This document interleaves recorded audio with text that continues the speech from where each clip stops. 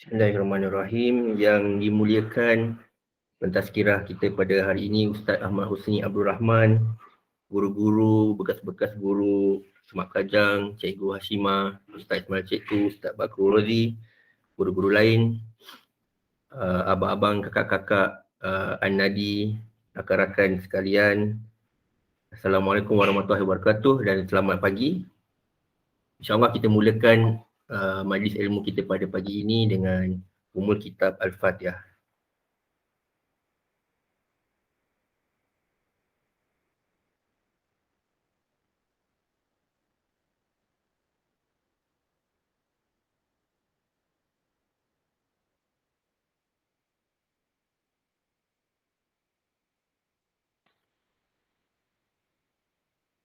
InsyaAllah juga dengan kedatangan Maulidur Rasul yang akan datang tak lama lagi, sama-sama juga untuk kita dapat berselawat sebanyak 3 kali, insyaAllah.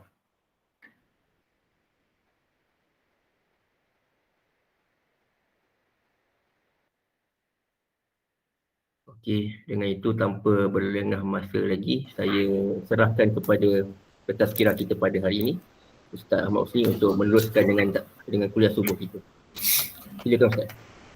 طيب السلام عليكم ورحمة الله وبركاته بسم الله الرحمن الرحيم الحمد لله رب العالمين ثم الحمد لله وكفى والصلاة والسلام على حبيبنا المصطفى نبينا محمد خير من اجتبى صلى الله عليه وعلى آله ولمن سار على نهجه واستنى بهديه وسنته إلى يوم الدين وبعد رب اشرح لي صدري ويسر لي أمري واحلل عقدة من لساني يفقه قولي اللهم لا سهل إلا ما جعلته سهلا وأنت تجعل الحزن إذا شئت سهلا ربنا يسر لنا ولا تعسر وأتمم لنا بالخير. Alhamdulillah, pertama-tamanya syukur kepada Allah Subhanahu wa taala dengan limpah rahmat dan inayah daripada Allah juga dapat sama-sama kita meneruskan kehidupan, dan terima kasih kepada pengurusi majlis pada pagi ini, dan terima kasih juga kepada Datuk Red, seterusnya guru-guru barisan asatizah yang dikasihi, dan sentiasa kami menambakan bimbingan dan juga panduan daripada para guru sekalian, dan doa terutamanya untuk kami dan seterusnya sahabat-sahabat, rakan-rakan An-Nadi yang dirahmati Allah Subhanahu wa taala sekalian.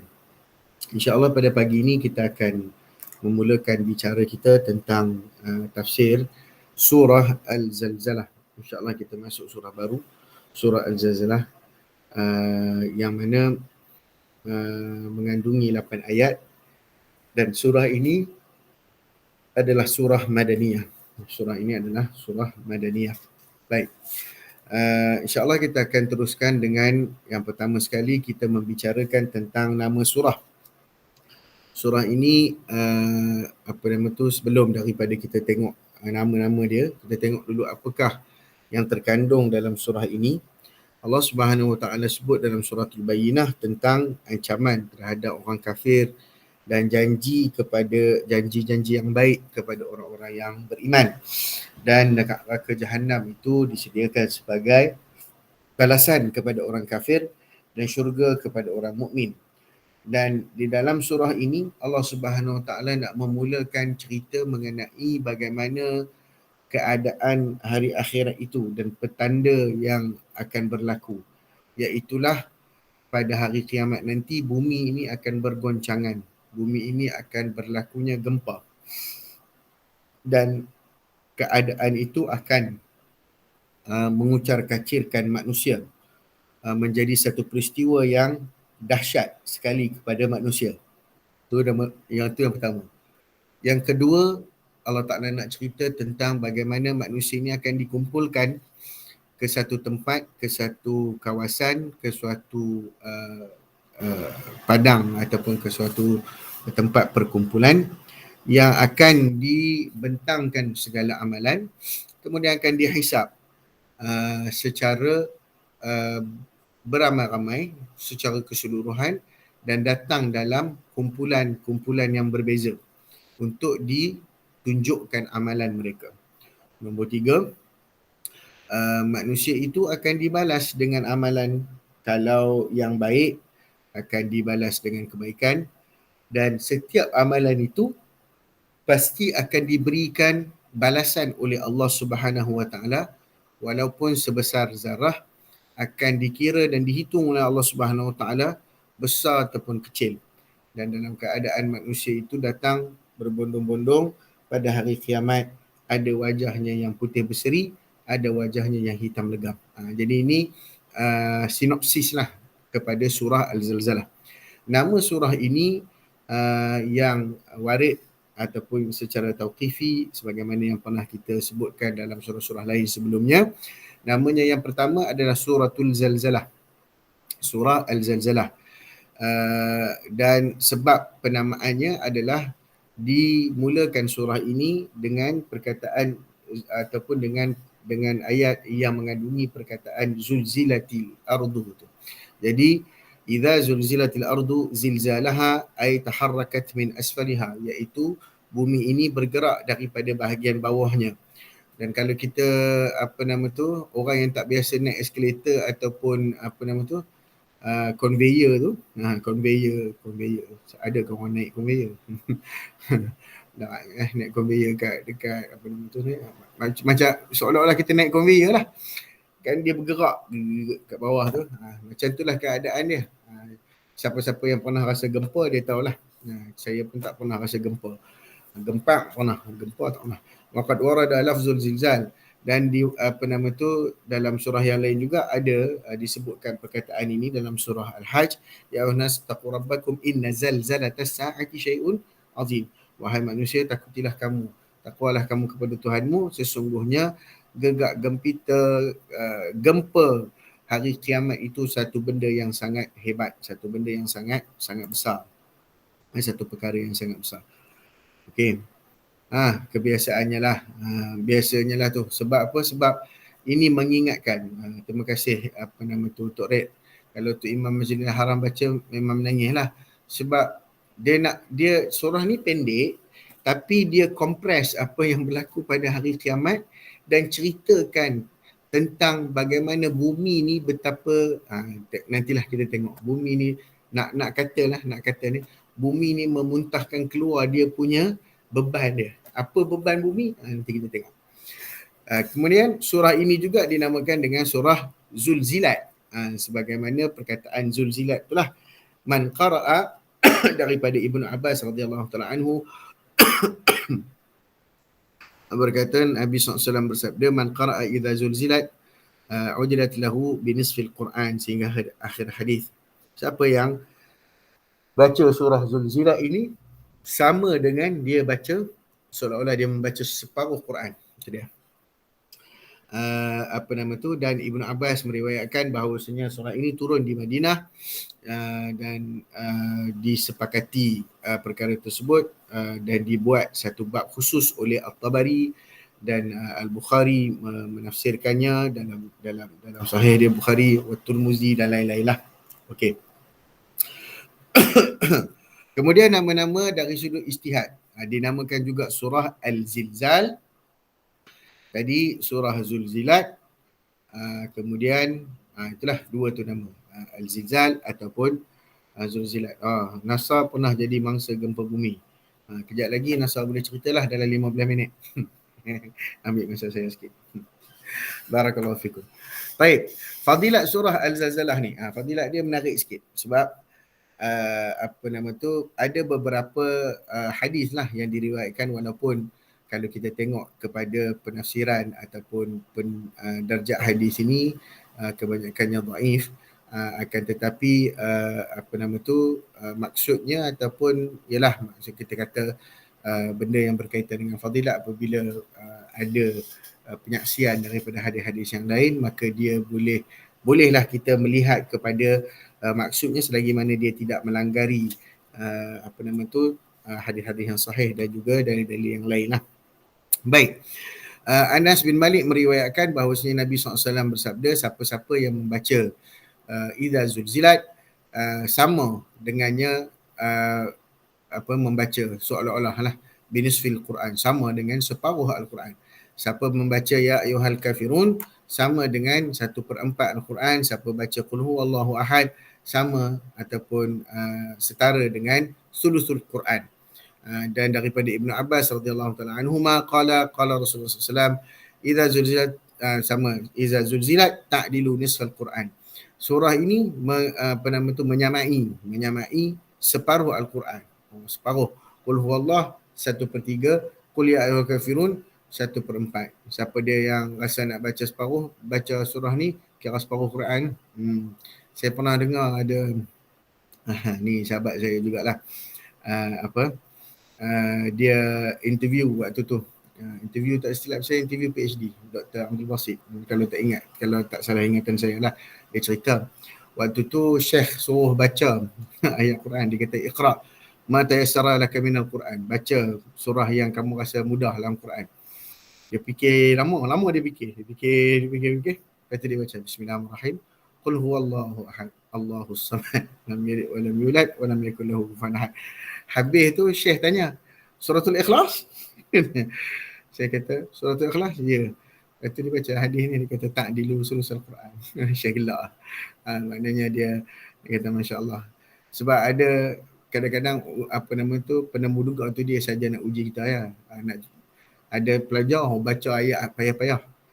Bila baca ayat payah-payah, nanti soalan dia pun jadi payah. Gitu. Psikologi maksudnya.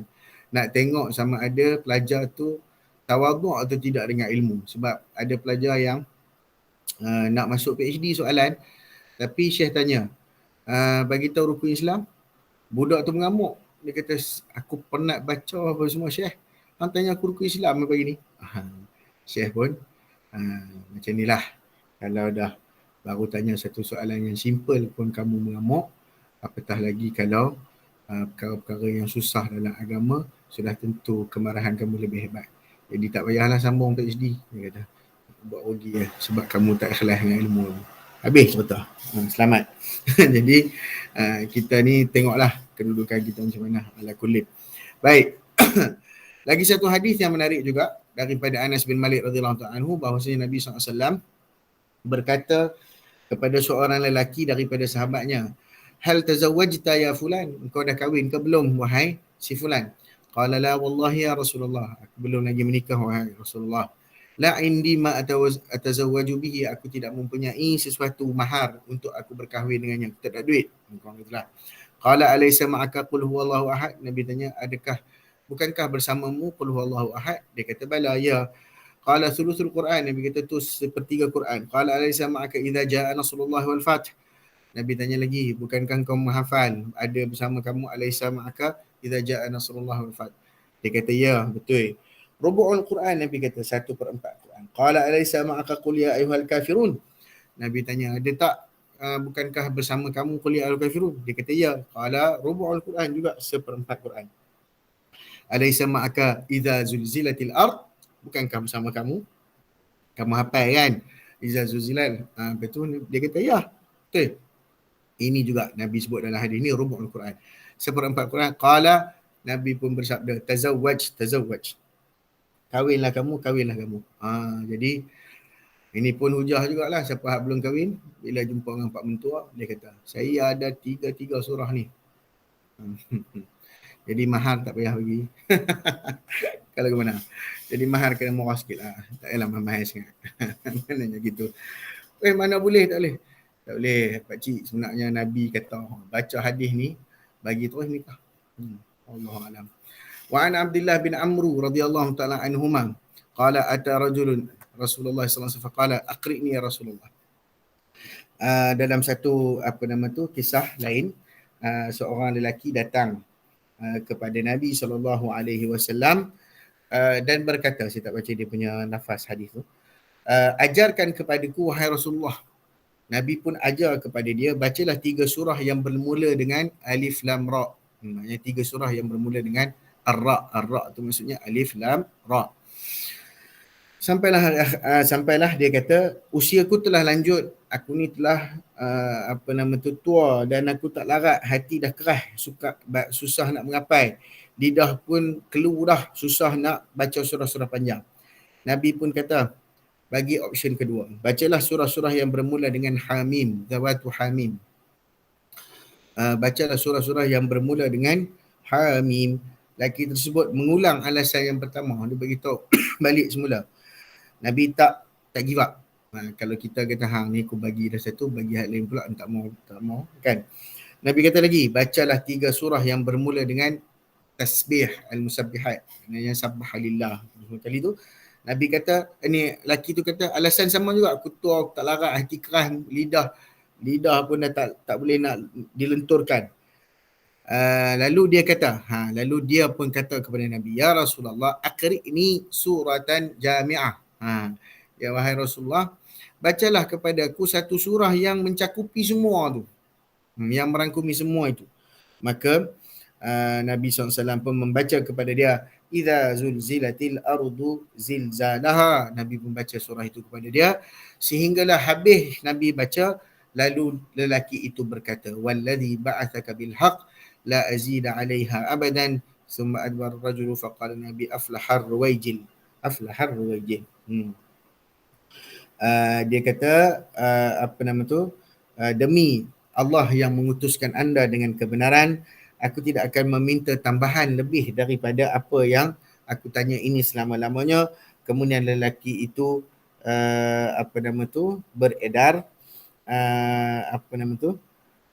dan Nabi pun berkata kepada dia, berjayalah lelaki itu. Okey, wallahu alam. Jadi At-Tirmidzi kata hadis ni hadis yang diriwayatkan ini adalah hadis hasan sahih, wallahu taala alam. Jadi ini adalah fadilat-fadilat yang kita boleh tengok daripada surah Al-Zilzal. Baik. Kita mulakan dengan ayat yang pertama, a'udzubillahi minasyaitonirrajim. Bismillahirrahmanirrahim. Idza zulzilatil ardu zilzalaha wa akhrajatil ardu athqalaha wa qala al insanu ma laha yawma idzin tuhaddithu akhbaraha bi anna rabbaka awha laha yawma idzin yasdurun nasu ashtatan liyuraw a'malahum faman ya'mal mithqala dharratin khairan yarah wa man ya'mal mithqala dharratin syarran yarah. Allah Subhanahu wa taala berfirman dalam surah Al-Zilzalah, idza zulzilatil ardu zilzalaha, apabila bumi digegarkan, digoncangkan dengan gegaran yang amat dahsyat, wa akhrajatil ardu athqalaha, dan bumi menghamburkan segala berat muatannya, wa qala al insanu ma laha, lalu manusia ketika itu tertanya-tanya, apakah gerangan yang menimpa bumi ini? Yauma idzin tuhaddithu akhbaraha, hari itu bumi akan menampilkan cerita dan cerikanya, bi anna rabbaka awhalaha, seolah-olah bahawa Tuhanmu telah mentakdirkan malapetaka ini baginya. Yauma idzin yasdurun nasu ashtata liyuraw a'malahum, pada hari berkenaan manusia semua bangun dan keluar berbondong-bondong daripada kubur untuk diperlihatkan amalan mereka masing-masing. Faman ya'mal mithqala dzarratin khaira, siapa yang beramal dengan sebesar zarah kebajikan, yarah, nescaya dia akan dilihat ataupun melihat balasannya. Wa man ya'mal mithqala dzarratin syarra, siapa yang mengerjakan kejahatan walau sebesar zarah, yarahu, dia akan melihat balasannya. Baik, antara sebab turun surah ini, orang kafir tetap sentiasa bertanya tentang kiamat ni. Depa duk tanya tapi depa tak percaya. Depa duk tanya macam-macam. Jadi ni sama perangai dengan orang Yahudi yang tanya bila Allah Ta'ala suruh, bila nak settlekan masalah siapa pembunuh di kalangan mereka tu, nak bangkitkan mereka dari kubur, Allah bagi syarat. Syaratnya suruh sembelih lembu. Lembu apa? Kalaulah mereka berhenti setakat itu, bila mana Allah suruh sembelih lembu, ambil lembu mana pun, tak apa, sembelihlah. Tapi tak, mereka tanya, lembu macam mana? Jantan, betina, color apa? Color kuning. Kuning macam-macam, ada kuning langsat, ada kuning raja, ada kuning pelik Sampai kan hampir-hampir tak dibuat. Maknanya terlalu banyak pertanyaan yang tidak berkaitan. Soalan-soalan yang tak berkaitan. Macam orang kafir dia duk tanya soalan, Dia tu tanya banyak, Nabi jawab banyak dah, tapi tak percaya-percaya lagi. Sebab apa? Sebab dia suka duk tanya perkara-perkara yang di luar konteks. Sebab tu dalam Suratul Kahfi, bila kita tahu cerita tentang Ashabul Kahfi yang bangun daripada tidur tu, qala rabbukum a'lamu kam labistum bima labistum qalu labisna yawman aw ba'da yawm. Sesungguhnya Tuhan sahaja yang tahu berapa lama kamu tidur. Jadi mereka bangun-bangun, mereka tanya sama-sama mereka. Mereka tanya, berapa lama kita tidur? Kita tidur sehari. Ada yang kata, setengah hari kot. Gitulah lebih kurang. Tapi apa yang mereka buat? Apakah mereka berdebat tentang berapa lama mereka tidur? Tak. Lepas tu, terus salah seorang daripada mereka, fab'athu ahadakum biwariqikum hadhihi ila al-Madinah falyanzur ayyuha azka ta'ama. Maka salah seorang daripada kata, okey, benda kita tidur ni Tuhan saja tahu. Kita tak pasti apa. Kita tak payah duk sembang lagi. Yang pasti kita tahu sekarang ni kita lapar. Betul tak? Yang tu pasti. Lapar. Jadi, hantar orang pergi beli makanan. Itu mudah. Maknanya orang beriman ni, orang yang bertakwa ni, dia fokus apa yang dia nak buat. Dia tahu dah benda yang dia tak boleh ubah dengan ketentuan Allah Subhanahu Wa Taala, maka dia move on sahaja. Dia tak ada nak sembang-sembang panjang. Afwan. Dan orang kafir tetap bertanya. Tanya tentang kiamat. Macam itulah duk tanya tapi tak percaya. Bila datang kiamat itu? Bilakah kiamat tu nak datang ya Rasulullah? Bila lagi tanya? Dalam surah Al-Mulk tanya, dalam surah Sejadah tanya. Ayat-ayat lain semua yang seumpama dengannya. Lalu Allah Subhanahu Wa Taala dengan kerapnya pertanyaan tersebut supaya nak bagikan satu conclude satu kenyataan yang kompleks, yang komprehensif. Dalam ni je. Dalam 8 ayat ni saja Allah sebut tentang kiamat tu. Tu sebut tentang event yang berlaku. Jadi yang mana event-event ni, bila sebut event, maknanya seolah-olah sebut peristiwa, dia menjadi kelaziman dengan penyebutan peristiwa itu adalah berlakunya benda tu. Okey, tu kaedah dia. Sebut benda yang detail tentang perkara tersebut, itu adalah memastikan. Kalau orang tanya, ada ke SOP? Ada ke undang-undang? Kita punya grup ni ada undang-undang ke? Ada. Undang-undang tu, undang-undangnya adalah, dia tak cakap ada pun. Dia kata undang-undangnya adalah. Dia bagi tahu undang-undang tu, ABCDE. Begitu. SOP-nya adalah ABCDE. Maknanya, bagi tahu dah benda butiran yang dalam tu, sudah tentu undang-undangnya itu, ataupun sesuatu yang nak disebutkan tentangnya itu, telah ada. So macam itulah Allah Ta'ala kata, nak menggambarkan tentang akhirat tu, sebut tentang akhirat tu secara keseluruhan. Sebut secara, kita panggil ringkasan, summary akhirat tu apa. Okay? Jadi surah ni, sebab tu bila tu Imam baca tu dia menangis. Dia tahu, dia faham summary akhirat tu. Dia gambarkan tentang perkara tersebut. Bila baca Zulzila tu, dia rasa getaran tu. Itu dia panggil menjiwai Al-Quran. Nampak? Kalau boleh biar kita baca Quran sampai peringkat tu lah. Saya ingat lagi ada satu kata-kata yang menyebutkan, kalau tak salah saya, kalau ni mungkin Ustaz Ismail boleh baiki dan perbetulkan saya, daripada Ibnu Athaillah Al-Iskandari, dia kata apa? Dia kata ada orang yang orang bertanya tentang manakah lebih baik, berzikir dengan kefahaman hati ke, kan? Sebab orang tanya, orang duk cakap baca Quran kalau tak faham tak rugi, tak guna. Dia tak guna tu kena deliberate sikit. Tak boleh lah kata tak guna, titik, noktah, full stop. Tak guna, tak ada guna. Kan? Jadi Ibn Athaillah kata, ada orang berzikir dengan memahaminya dengan hati. Faham sungguh zikir tu. Tapi ada orang berzikir dengan, dia mungkin zikir kat lidah saja.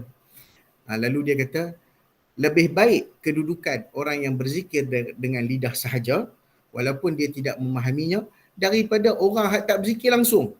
Zikir pun tak ada, sebut pun tak. Maksudnya begitulah. Kita nak ambil dari sudut yang paling afdal. Paling afdalnya kalau orang tu datang kat kita, Ustaz, saya ni tak baca Quran tapi saya tak faham. Kita jawab, tak guna entah baca Quran. enter ni, tu syarah dia pula setengah jam. Allahu Akbar. Tarik dulu. Maknanya kita tarik dulu. Masya Allah. Masya Allah. Saya ada seorang sahabat semalam waktu lepas kuliah subuh semalam tu. Dia datang jumpa saya, dia kata, Alhamdulillah Ustaz, anak saya yang autism sekarang ni umur nak masuk 7 tahun, dia tak boleh bercakap lagi, dia tak boleh bercakap, tetapi dia boleh menuturkan ayat-ayat Al-Quran yang dia dengar setiap hari. Dia cakap tak boleh tapi dia baca Quran boleh baca, bolehlah bunyilah, walaupun bunyi tu ialah slurry kan, Iban, orang faham kan? Tu Kaziban kan. Itu baru saya yang cakap. Belum budak tu lagi. Budak tu jelas lagi pada saya tiru dia. Maknanya dia boleh. Dan dia boleh dictate. Dia buka Quran, dia dictate pula satu-satu. Satu-satu dia bacalah. Dia baca-baca. Benda yang dia dengar saja. Dia dengar, dia tengok dekat gadget, dia dengar. Kemudian dia hafal. Dia hafal guna memori dia tu dengan keupayaan yang dia ada. Kemudian dia boleh tunjuk dekat Quran. Tunjuk macam dia tunjuk tu sambil-sambil baca tu. Surah Waqiah macam tu. Tunjuk. Habis surah Waqiah tu, finish. Habis. Dia kata, habis dah surah. Masya Allah. Sebab apa? Sebab Al-Quran ni mukjizat. Pergilah kat siapa pun.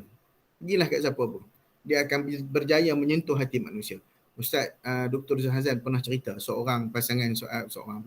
sepasang suami isteri di kampung dia lah dekat Melaka. Dia pernah datang jumpa Ustaz Zulhazan.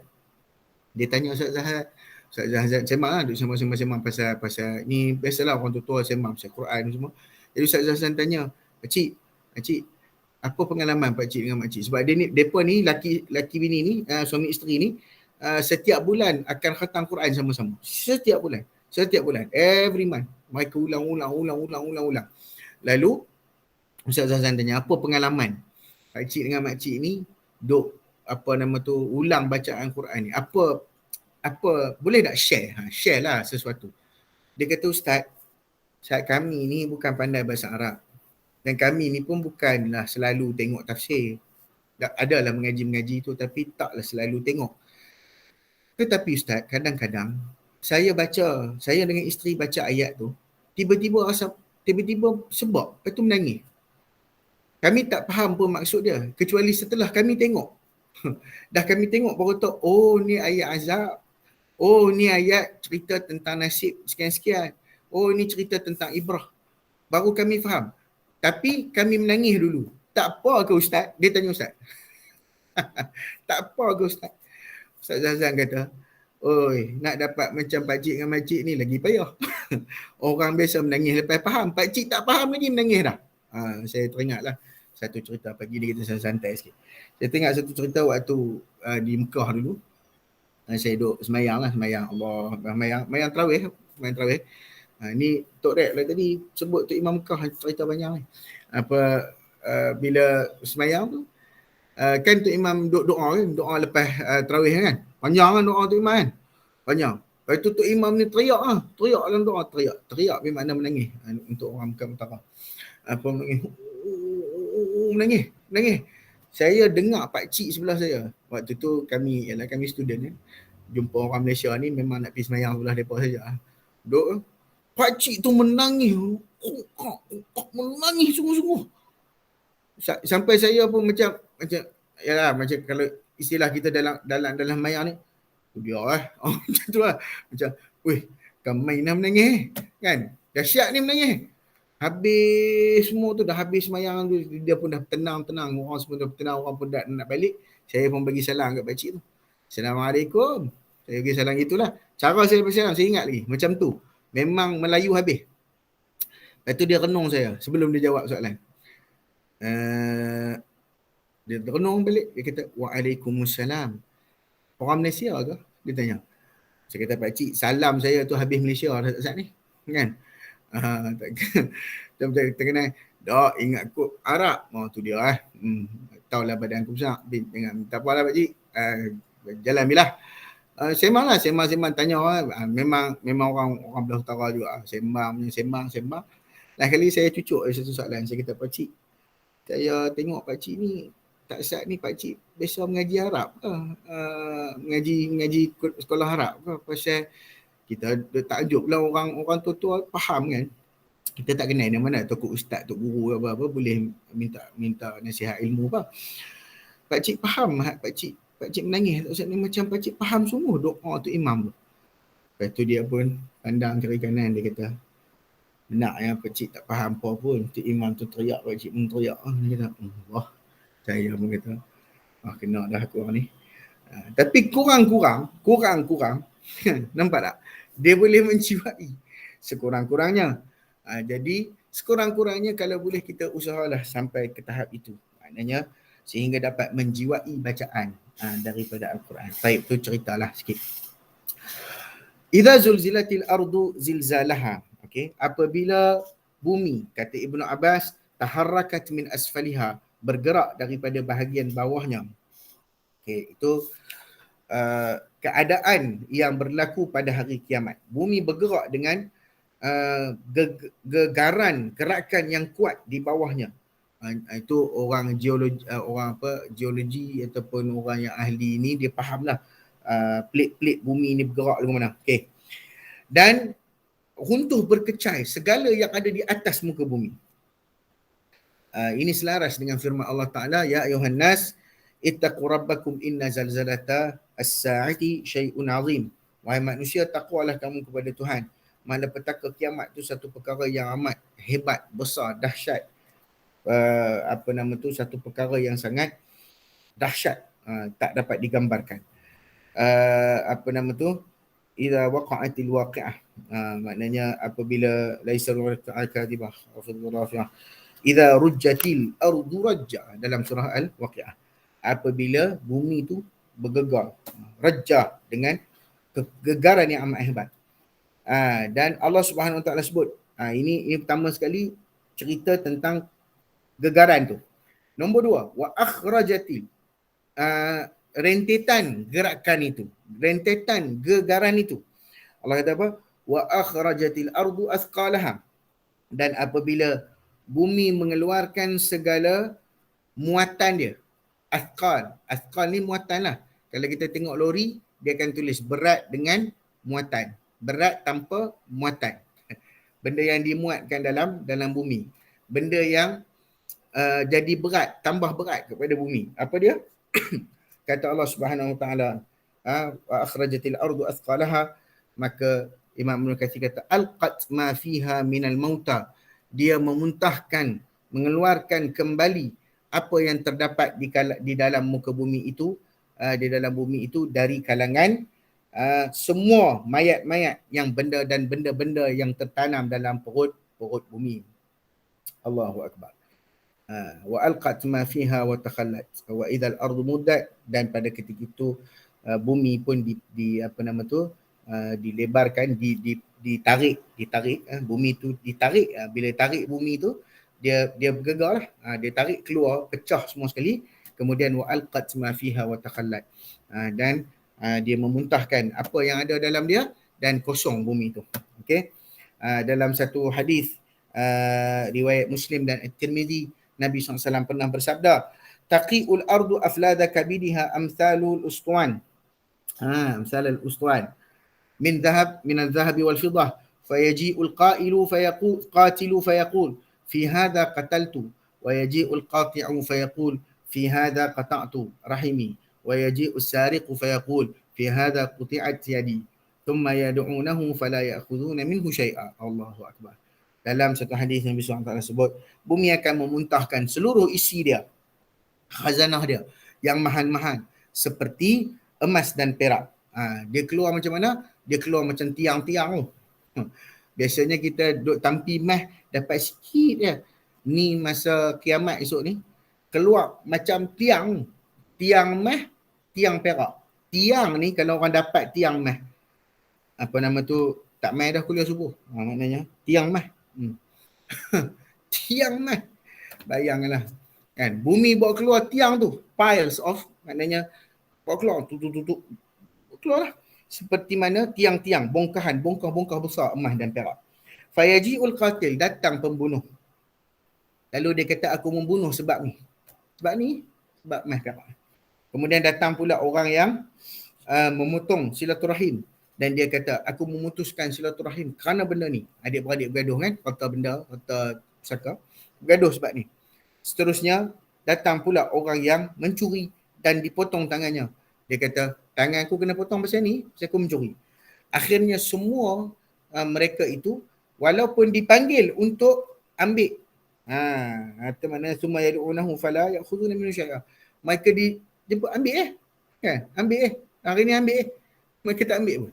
Hari tu tak ada siapa pun nak ambil. Maknanya itu dah keadaan pada hari kiamat, yang mana apabila bumi itu sendiri tak payah cari, bumi itu keluarkan khazanah bumi pun kita tidak mahu, kita tidak akan peduli. Baik. Dan mayat-mayat dikeluarkan daripada bumi dan disebut waktu keluarnya itu selepas tiupan sangkakala yang kedua. Baik. Wa qawluhu wa qala al-insanu ma laha. Firman Allah Subhanahu wa taala, manusia ketika itu tertanya-tanya, apakah benda yang menimpa bumi ni? Apa benda ni? Apa yang telah jadi? Sebab apa pertanyaan itu dia terhasil daripada kegerunan, dan dalam masa yang sama mereka juga cuba untuk mengingkari perkara tersebut walaupun selepas daripada berlakunya perkara tersebut secara tetap dan pasti. Jadi keadaan telah berubah. Jadi bumi telah menerima satu arahan daripada Allah Subhanahu wa taala untuk bergegar, untuk menggoncangkan dan memuntahkan apa yang ada di dalam muka bumi. Okey, mengapa dia bergegar? Dan pada ketika itulah bumi ini akan menceritakan. Yauma idzin tuhadditsu akhbaraha. Hari tersebut bumi akan bercerita dengan cerita-cerita dia. Cerita ni ada yang sebut apakah cerita ni lisanul maqal ataupun lisanul hal. Ada yang kata lisanul hal, realiti bukan dengan pertuturan lidah. Tapi tak ada benda yang mustahil. Allah Ta'ala boleh buat belakang. Okay? Mungkin bumi itu cerita. Apa yang bumi nak cerita? Tahaddatha bima amilal amiluna ala zahriha. Bumi ni akan cerita tentang benda-benda yang orang buat atas muka bumi. Semua benda. Jadi sebab tu kalau nak cari tempat, orang kata kalau nak buat maksiat boleh, tapi jangan buat kat bumi Tuhan. Mana cari bumi mana lagi? Kan? Semua pergi ke Marikh pun bumi Tuhan juga. Pergi ke Neptune. Neptune. Nama kelas kita kan. Neptune, Marikh, Mustari. Dekat tu kan. Zuhal. Uranus. Lagi tak sebut pula. Orang kata ustaz tak sebut pula nama kelas kami. Kan? Tak apalah. Sebutlah nama kelas semua. Semua daripada Marikh sampai Neptune. Kan? Pergilah mana pun. Pergilah mana pun. Itu adalah bumi Allah Subhanahu Wa Taala. Dalam kekecohan berlaku gegak gempita bumi dan sebagainya itu, seolah-olah bumi sedang menceritakan. Itu yang dia kata lisanul hal tu. Ni bumi tengah cerita lah ni. Apa yang berlaku secara realistik. Sebabnya tentang, dia akan bagi tahu tentang kebaikan dan kejahatan. Atas yang dilakukan atas muka bumi. Allah Subhanahu Wa Taala menjadikan bumi ini boleh berbicara dengan mengatakan. Dalam satu hadis Nabi SAW sebut, bila Nabi baca ayat yauma idzin tuhadditsu akhbaraha, Nabi tanya, atadruna ma akhbaruha? Kamu tahu tak apa berita-berita yang akan diberitahu oleh bumi? Qalu Allah wa rasuluhu alam. Dan sahabat kata Allah dan Rasulnya tahu. Qala fa inna akhbaraha an tashhada ala kulli abdin wa amatin bima umila ala zahriha an taqula amila kadha wa kadha yawma kadha wa kadha fa hadhihi akhbaruha. Dalam satu hadis dalam At-Tabrani meriwayatkan lafaz yang berbeza. Tahaffazu minal ardi fa innaha umukum wa innahu laysa min ahadin amilin 'alaiha khairan aw syarran illa wa hiya mukhbiratun. Bumi ni kata Nabi SAW akan fa inna akhbaraha, berita bumi ni apa yang akan diceritakan adalah dia akan menyaksikan ke atas setiap hamba, lelaki ataupun perempuan, bima umila ala zahirnya, apa yang dia buat atas belakang dia. Antaqula, bumi ni akan kata amila kadha wa kadha, dia buat benda ni, dia buat benda ni, dia hari ni dia buat benda ni, dekat sini dia buat benda ni. Fa hadhihi akhbaruha, dia jadi saksi, dia cerita habis. Dia cerita habis. bumi akan cerita habis. Allahu Akbar. Inilah yang berlaku. Dan dalam Mu'jam At-Tabarani, hadis itu, tahaffazu minal ardi fa innaha umukum, jagalah bumi ini, sesungguhnya dia ibarat ibu pertiwimu. Wa innahu laysa min ahadin amilin, sesungguhnya tidak ada seseorang yang beramal atau melakukan sesuatu di atas muka bumi ini kecuali sama ada baik ataupun buruk, kecuali dia akan bagi tahu, dia akan jadi saksi. Bi anna rabbaka awhalaha, bahawasanya seolah-olah Tuhanmu telah mentakdirkan, awhalaha wa awha ilaiha wa wahya ilaiha wahid.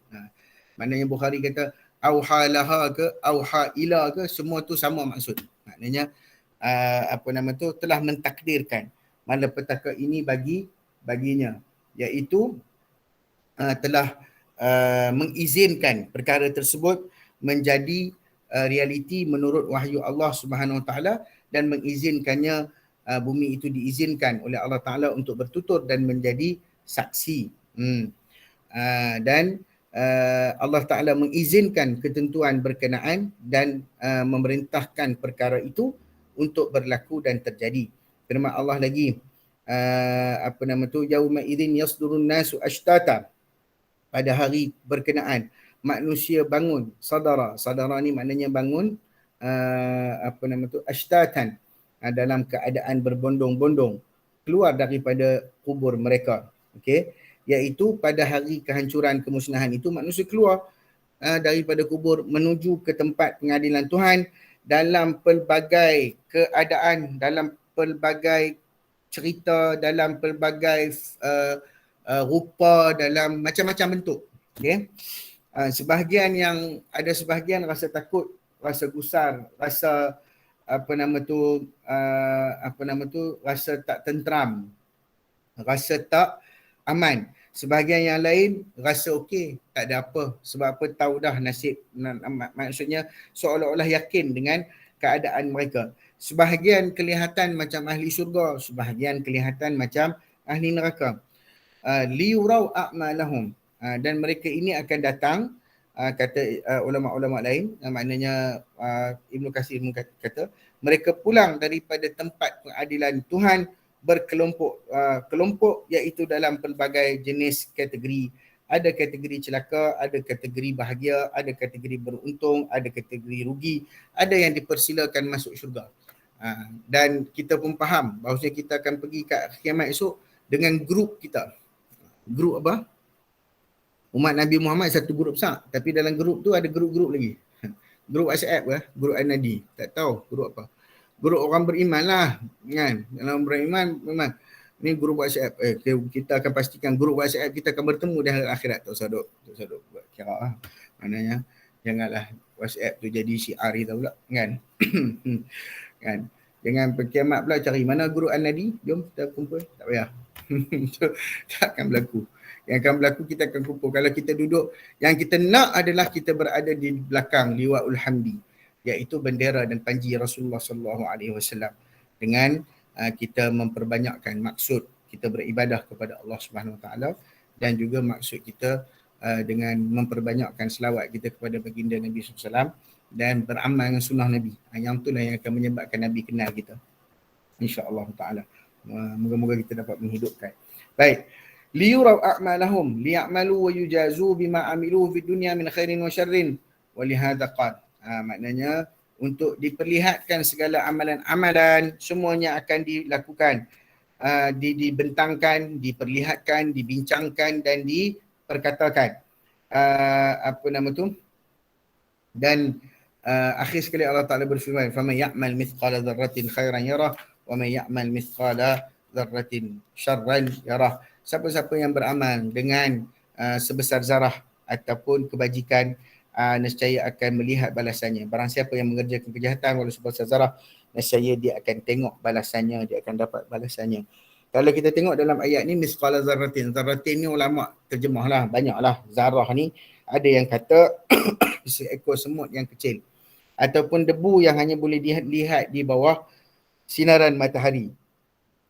kita namakan apa sajalah, atom ke, partikel ke, subpartikel ke, apa nama tu, apa-apa sajalah.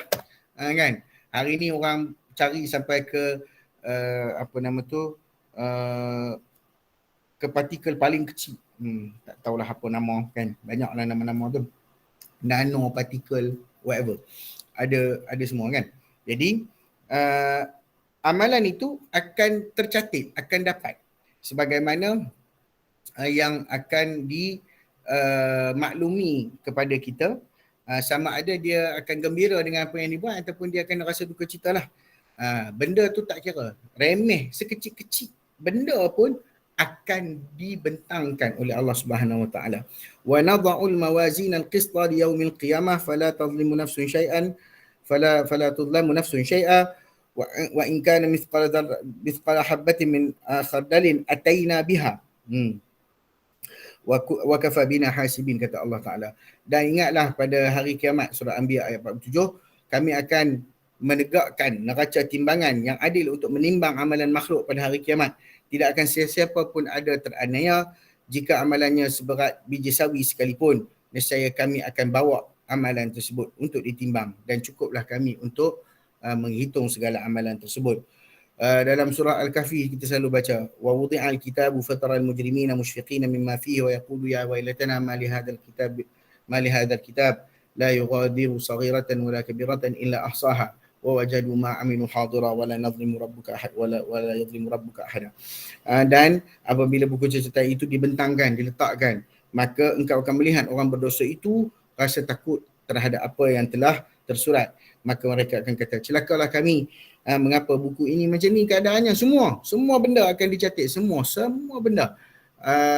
Saya pernah baca tafsiran surah itu, maknanya semua benda tu hatta maknanya kalau kita duduk dalam apa pun, kita punya bersin berapa kali dalam seumur hidup, batuk berapa kali, maknanya dalam majlis ilmu menguap berapa kali, semua kan, berapa kali semua kena tulis belakang. Ada belakang.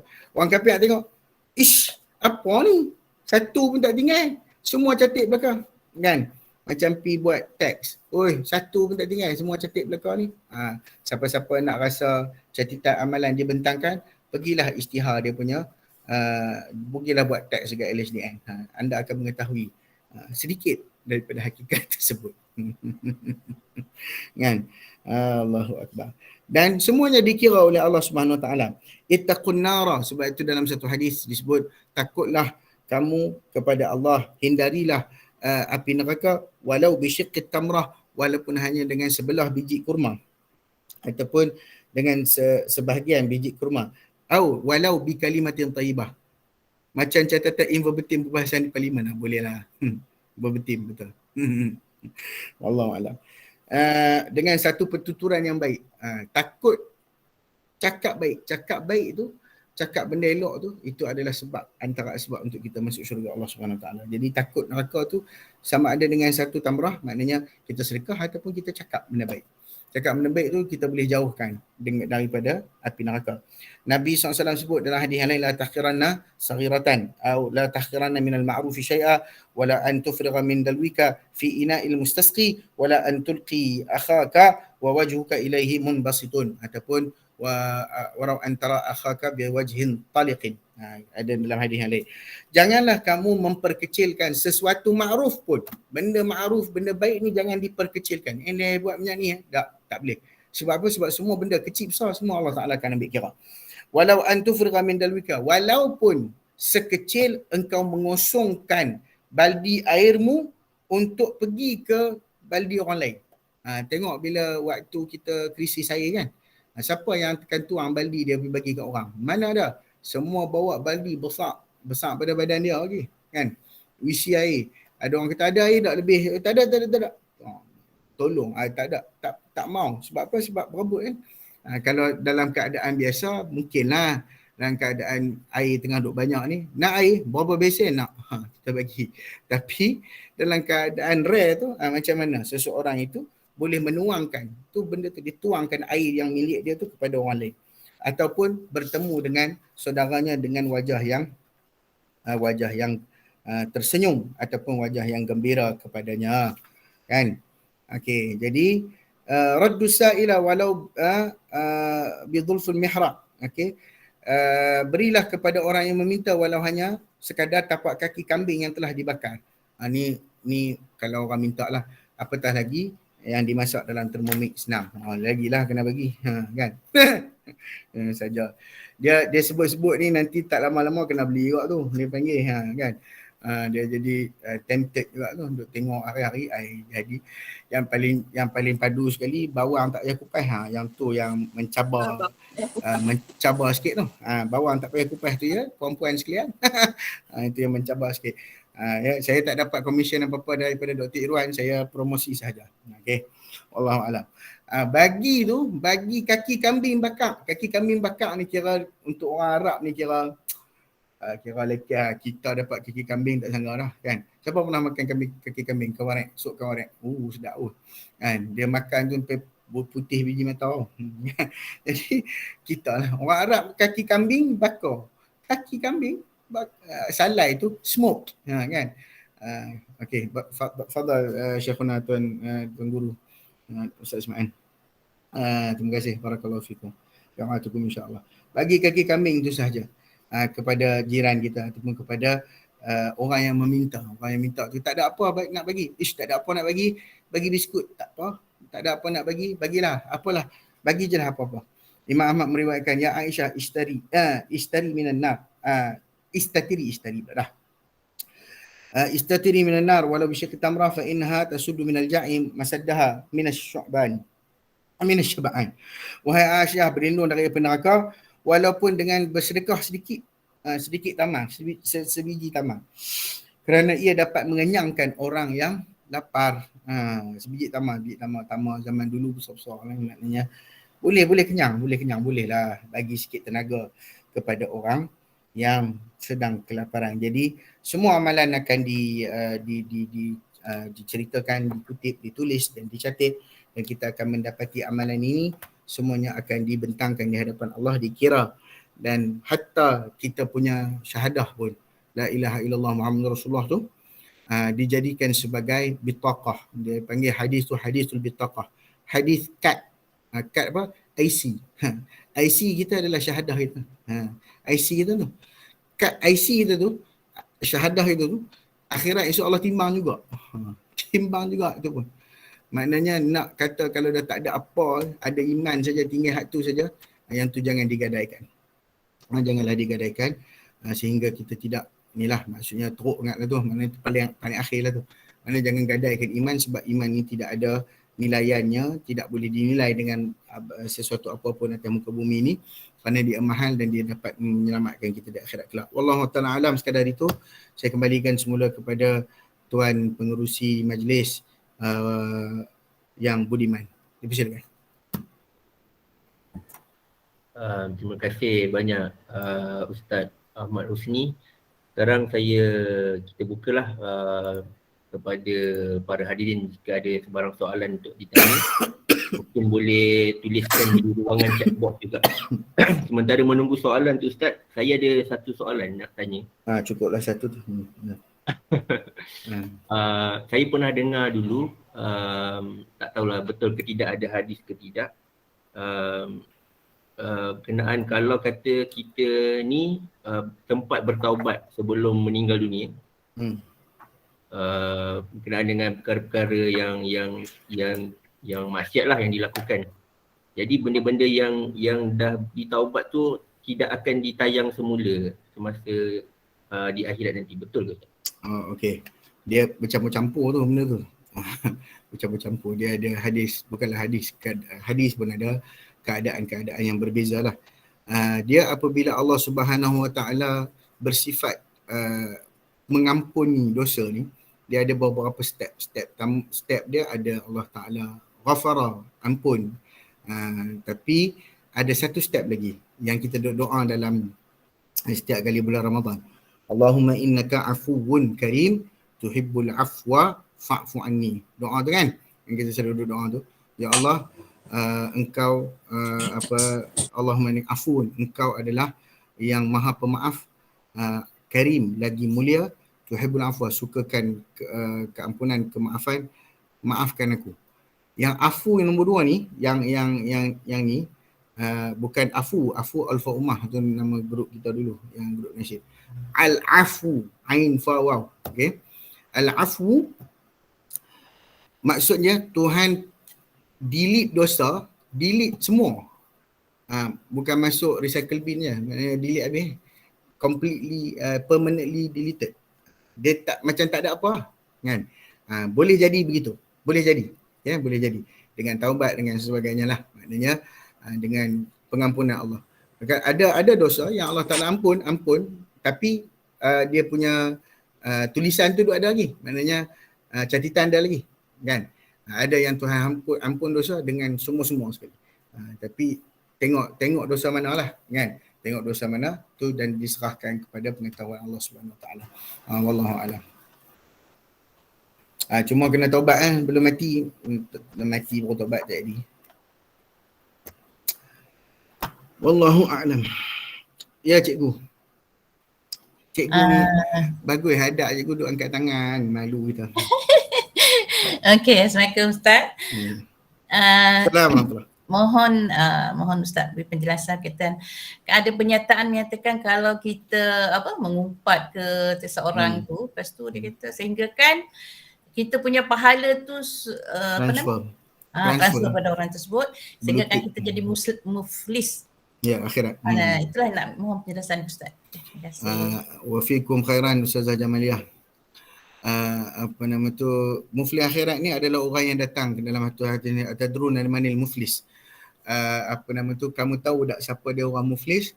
Iaitu seseorang yang datang di akhirat kelak sedang dalam keadaan dia telah mencaci orang ni, mengutuk orang ni, mengumpat orang ni. Maka dosa dia tu kekal kat dia lah. Tapi dosa orang yang diumpat tu mari kat dia, datang dekat dia, transfer kat dia. Pahala dia tu pi kat orang tu. Selagi mana kalau kita tak bersihkan lah orang yang kita umpat tu. Maknanya kalau kita sempat membersihkan. Maknanya pergi balik grup gosip, grup mengumpat tu kata, aku dulu mengumpat pasal dia ni tak betul so kita delete habis betul. Dan kita kena cakap kat orang tu lah, aku lah ada mengumpat jadi minta maaf, bagi tahu siap-siap. Sebab memang betul itulah yang akan mufliskan kita dekat akhirat, iaitu perkara yang kita duk cakap pasal orang lain dan kita duk tuhmah apa sajalah yang kita cakap pasal pihak lain, maka pahala kita akan berpindah kepada dia. Begitu juga orang yang tak bayar hutang. Tak bayar hutang pun sama. Dia datang akhirat jumpa dengan orang yang tuan yang pemberi hutang dia tu. Lalu Tuhan kata tak ada duit kan nak bagi. Sekarang ni transfer. Tukar pahala. Pahala yang ni, kamu punya pahala pergi bagi kat dia sampai habis, sampai cukup, sampai kita panggil menyamai hutang dia tu. Sampai habis lah dia punya kredit hutang tu settle lah. Okay. Jadi inilah perkara yang kalau boleh kita elakkan supaya kita tak jadi muflis akhirat. Banyak amalan kita bawa tapi besok sampai kat akhirat sia-sia saja sebab kena transfer pergi bagi kat orang lain. Wallahualam. Ustaz, kalau kita menyedari perkara itu dan kita nak mohon maaf pada orang berkenaan kan. Katakan ada berkaitan dengan mengumpat dan juga hutang tadi lah. Dan orang tersebut mungkin dah tak ada lagi, dah meninggal. So apa yang kita boleh buat Ustaz? Macam kita antara panduannya lah kalau dia berkaitan dengan hak, hutang sebagainya, cari ahli keluarga dia balik dan kita bagi balik lah kepada ahli keluarga dia.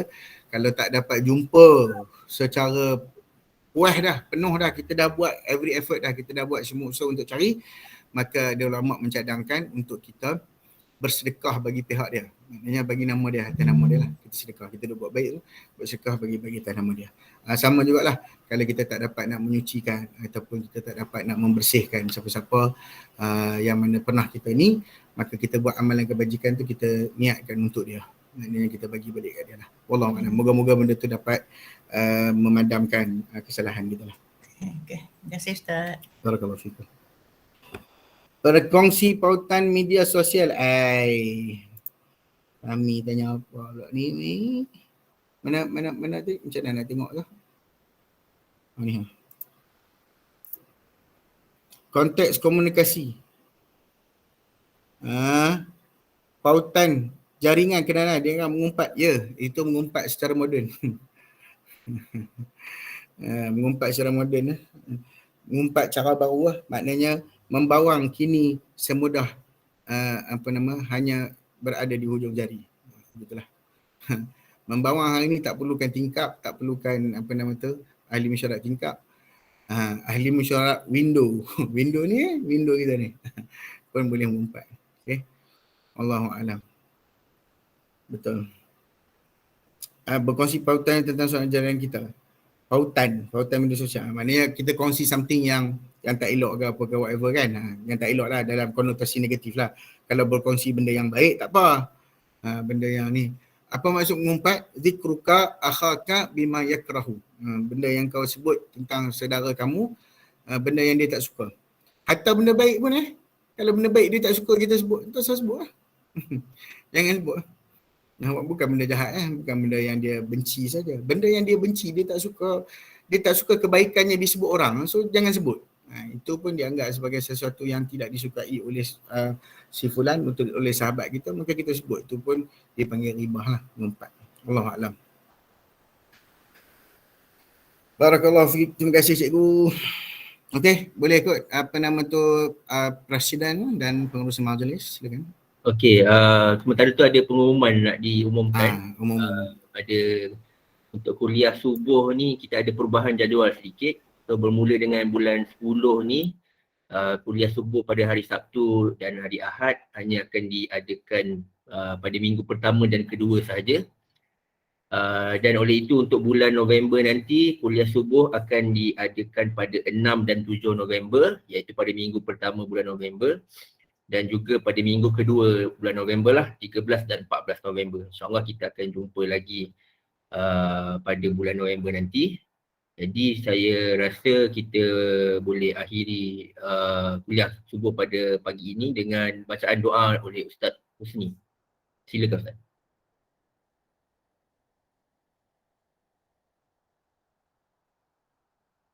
Ustaz mute Ustaz. Jazakumullah khairan kepada Ustaz Bakru juga. Al-Fatihah. Auzubillahi minasyaitanir rajim. Bismillahirrahmanirrahim. Alhamdulillahirabbil alamin.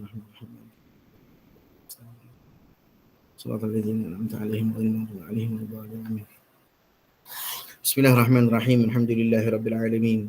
Wassalatu wassalamu ala rasulil amin Muhammadin wa ala alihi wa sahbihi ajma'in.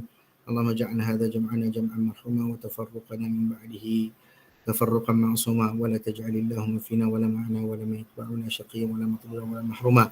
اللهم حبب الينا الايمان وزينه في قلوبنا وكره الينا الكفر والفسوق والعصيان واجعلنا من الراشدين. اللهم ارنا الحق حقا وارزقنا اتباعه وارنا الباطل باطلا وارزقنا اجتنابه. اللهم وفقنا لطاعتك وشكرك وحسن عبادتك. ربنا ظلمنا انفسنا وان لم تغفر لنا وترحمنا لنكون من الخاسرين وتب علينا مولانا انك انت التواب الرحيم. دعواهم فيها سبحانك اللهم وتحيتهم فيها سلام واخر دعوانا ان الحمد لله رب العالمين. قبل الله منكم. Terima kasih Ustaz Husni atas perkongsian ilmu dan bacaan doa. Semoga kita semua dapat mengambil manfaat pada pagi ini. InsyaAllah kita akhiri majlis kita pada pagi ini dengan tasbih kifarah dan suratul Al. Assalamualaikum warahmatullahi wabarakatuh.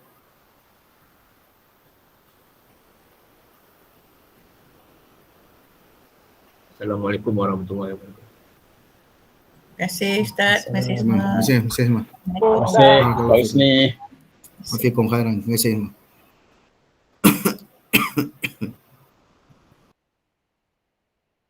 Saya mohon undur diri dulu ya. Terima kasih. Okey, terima kasih cikgu semua. Ya. Okey, Saudara Hafiz kita stop record.